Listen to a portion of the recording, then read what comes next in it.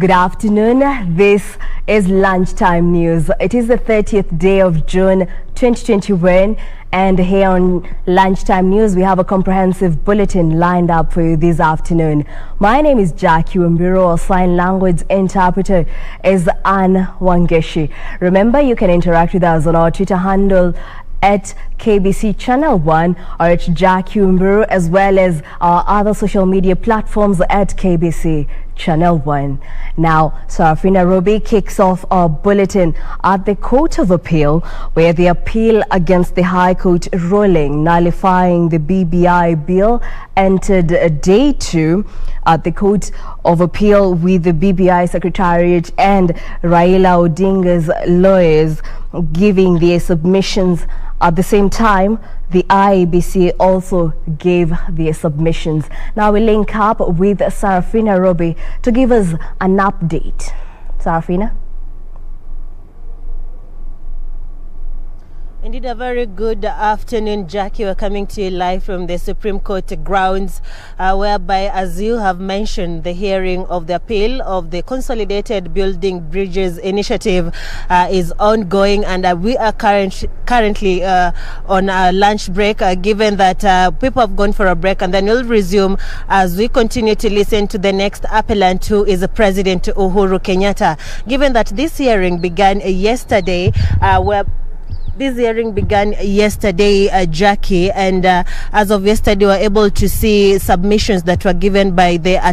Office of the Attorney General, as well as were able to see the BBI Secretariat, lawyers representing the BBI Secretariat, as well as the former Premier Raila Amolo Odinga, who were able to give submissions. But some of the lawyers representing BBI Secretariat and Raila Odinga did not finish the submissions yesterday. Therefore, they were given more time today so that they could complete their submissions. As of morning, we're able to see lawyer Atiende Amolo give his submissions in regards to this appeal of the BBI, of the Building Bridges Initiative, of a ruling or a judgment that was given on May the 14th that stopped it, rendering it unconstitutional. Well, as lawyer Atiende Amolo was giving his submission, some of the factors or the grounds that were discussed yesterday also came into place today, or were presented today, most of them being issues to deal with the basic structure doctrine, which was also tabled today in today's submissions by lawyer Atiende Amolo, who was able to make references to a number of issues,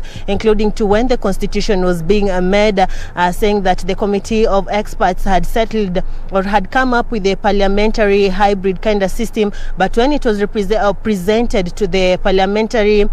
select committee, they opted for the presidential kind of system, but the committee of experts now had to settle for the presidential system due to a political compromise. Also, some of the issues that were discussed today during the submissions included the issues whereby in matters dealing with the promoters of the BBI, the Building Bridges Initiative, whereby President Uhuru Kenyatta had been mentioned to be one of the initiators of this initiative, whereby the lawyers of the BBI Secretariat and Raila Amolo Odinga were able to say that there was a letter that had been tabled in court in one of the affidavits, whereby it says the promoters of the Building Bridges Initiative are Dennis Waweru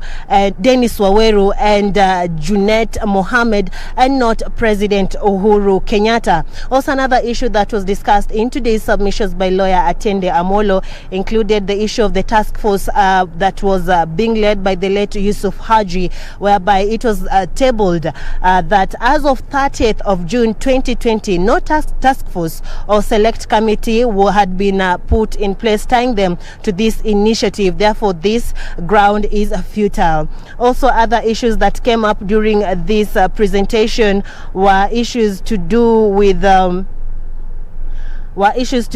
a number of issues, including the IEBC, whereby after the BBI Secretariat, lawyers presented or gave their submissions, which was lawyer Atiende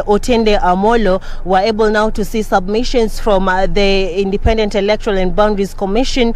give their submissions, whereby they were led by the former Attorney General Githu Muigai and Eric Gumbo, whereby they were put to task to explain a number of issues that the High Court based their annulment of the BBI initiative, some of which included the verification of signatures, whereby they were put to task to explain if indeed that was followed, including the administrative procedures, if they were duly followed, which were some of the grounds that were followed to have the BBI initiative rendered unconstitutional, and also some other issues that were discussed in the submissions of the IEBC included grounds to do with the quorum, the minimum number that is required for the commissions of the IEBC to conduct their matters, whereby there was contradiction in terms of the quorum needed of 5 or 3, whereby they based their references on a previous judgment that had been given by Justice Okwani, saying that the High Court did not look into that judgment that had been issued earlier on. Also, other submissions that were given by the former AG Githu Muigai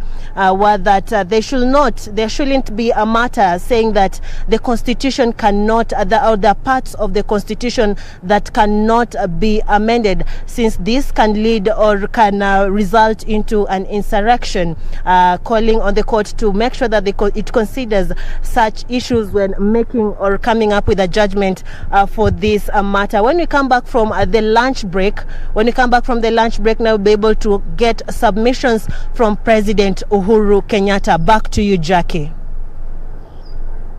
Well, that was our reporter Sarafina Ruby coming live from the Court of Appeal, where the appeal against the High Court ruling nullifying the BBI bill entered day 2. It will proceed later on in the afternoon. For now, we carry on. In other news,